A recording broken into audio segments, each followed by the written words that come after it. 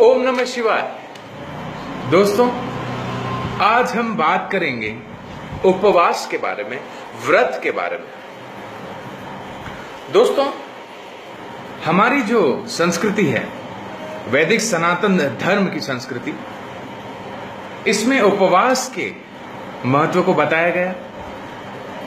इसके अलावा विभिन्न जो धर्म है, अलग अलग धर्म है, उन्होंने भी उपवास पर बल दिया, उपवास की महिमा पर बल दिया। उपवास पालन करने का तरीका अलग अलग लोगों का अलग अलग हो सकता है, पर उपवास का, व्रत का मतलब कतई ये नहीं है कि आप अपने शरीर को कष्ट देके, शरीर को यातना देके ईश्वर को प्रसन्न करें। दोस्तों, ये जो शरीर है हमारा, जो पंच तत्वों का शरीर है, इस शरीर में अग्नि तत्व है, आकाश तत्व है, वायु तत्व है, पृथ्वी तत्व है, जल तत्व है। जो 5 तत्वों से बना ये शरीर है, ये कुदरत की, ईश्वर की हमें एक अनमोल भेंट है, एक अनमोल तोहफा है। तो इस शरीर को उन 5 तत्वों से पुष्ट करना, भोजन से पुष्ट करना, वो हमारा कर्तव्य है। उससे हम विमुख नहीं हो सकते। पर कुछ यदि होशपूर्वक आप भोजन का परित्याग करें, अन्न का परित्याग करें, किसी तरह से अपने शरीर को साध लें, तो ये जो व्रत है, उपवास है, अद्भुत होता है। जैसे अगर वेस्ट में देखें, when people in the west, when they observe fast, they give away salt. Even यहां पे भी हम देख सकते हैं कि बहुत लोग सिर्फ कुछ विशेष दिन आदि, तिथि आदि पर नमक का त्याग कर देते हैं। कुछ लोग मांस आदि का त्याग करते हैं।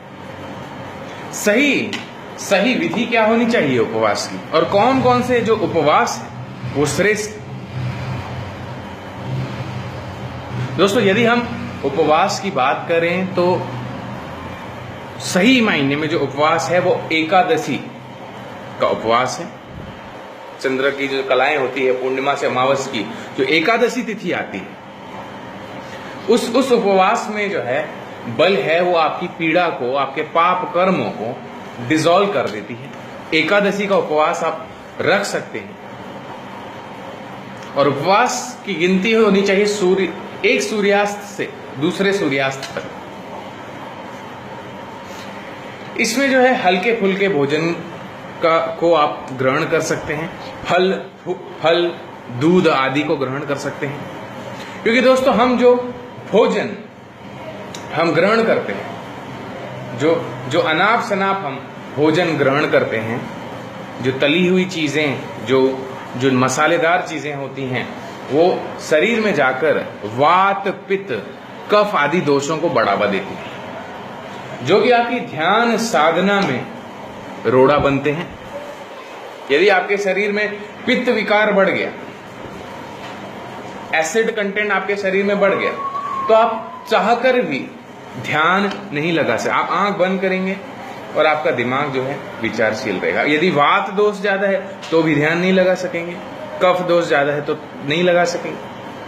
तो जो 3 तरह के विकार हैं, वात, पित्त, कफ, वो एकदम कंट्रोल में होने चाहिए। उसे आप प्राण के द्वारा, प्राणायाम के द्वारा नियंत्रित कर सकते हैं, सही खान पान द्वारा नियंत्रित कर सकते हैं। और साइंस ने ये माना, साइंटिफिक स्टडीज के थ्रू हमें ये पता चला कि यदि 30 से 40 दिन के भीतर एक दिन शरीर को कम भोजन या ना के बराबर भोजन पर रखा जाए, तो जो ब्रेन की एक्टिविटी है, जो मेटाबॉलिज्म है, वो बहुत हद तक बढ़ जाता है। हमारे ऋषि मुनियों ने जो चीजें पहले शास्त्रों में लिखी हैं, वो अभी साइंस जो है उससे वेरीफाई कर रही है उसको। तो साइंटिफिक स्टडीज में ये पाया गया कि यदि आप कुछ समय तक शरीर में कम भोजन दे तो ब्रेन की एक्टिविटी जो है वो बढ़ जाती है। यही होता है व्रत का उद्देश्य।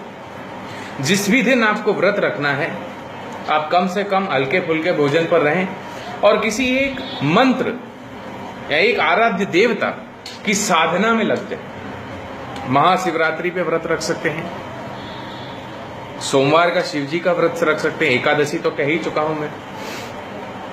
इसके अलावा एकादशी भी मुख्य जो आती है, निर्जला एकादशी हो गई, पाप विमोचनी एकादशी हो गई, विशेष एकादशियों का व्रत रख सकते हैं।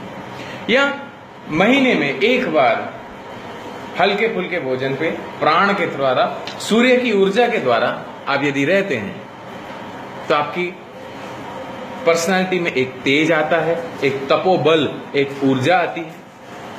नवरात्रों में व्रत रखना शक्तिवर्धक होता है, अपने भीतर की आत्मशक्ति को बढ़ाता है। नवरात्रों में यदि व्रत उपवास रखा जाए